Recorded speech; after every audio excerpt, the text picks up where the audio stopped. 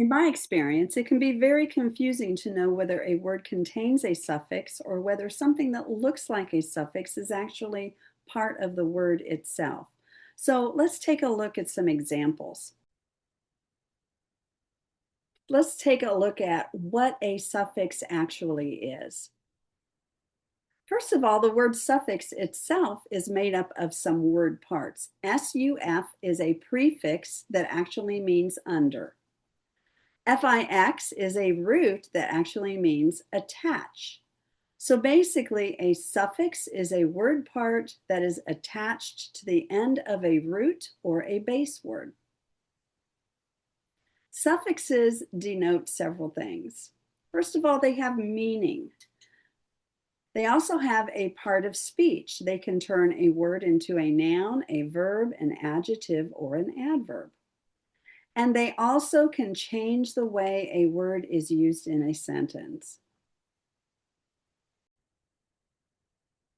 We can use Legos to represent how suffixes work on words.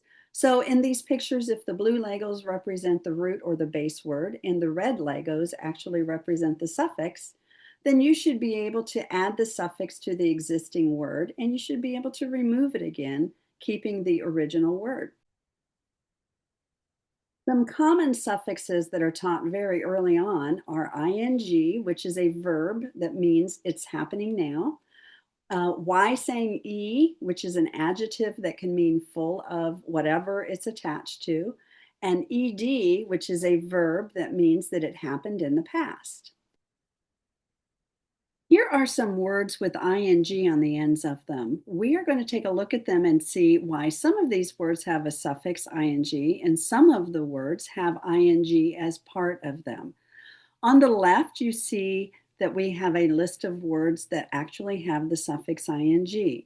So for singing, if I take off the ing on the end of the word, I still have a word, sing. And singing means that it is something that I am doing right now. It's present tense, sing. Fighting, same thing. I can take off the ing and I have the word fight. Jumping, if I take off ing, I still have the word jump. And the same with destroying. If I take off the ing, I still have the word destroy. However, on the right column, we have ing in the word sing. This time, if I take off the ing, I only have the letter S left, and S is not a word. So ing in sing is part of the word. The same with sterling, like sterling silver. The ing is part of the word. I cannot take it off and have a word left over. Pudding, I cannot take the ing off, and because pud is not a word. Sibling, the ing is part of the word. I can't take it off. So ing can be part of the word, and it can also be a suffix depending on whether you can take it off or not. Here we have some words that end in Y. The words on the left are words that have the suffix Y, and the words on the right, the Y is part of the word. Roomy would mean full of room. Cloudy, full of clouds. Windy, full of wind. And rainy would mean full of rain.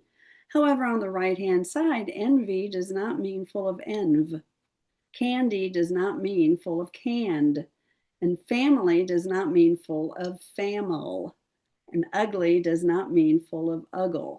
So we cannot remove the Y on those words. So therefore, we have to keep them. They are part of the word. With words that have ed on the end of them, we can have ended, which has ed as a suffix, hunted, wished, and packed. Or on the right, we can have crooked. Well, the ed in crooked is not a suffix because it does not mean the past tense of crook. And sacred does not mean the past tense of sacra. Naked does not mean the past tense of nake, and hundred does not mean the past tense of hundra. So that's how we can tell whether or not these words contain a suffix.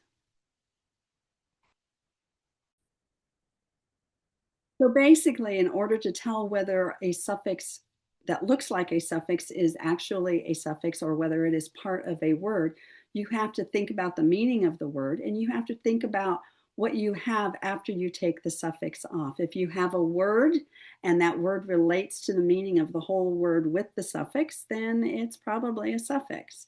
Otherwise, it's going to have to be part of the word.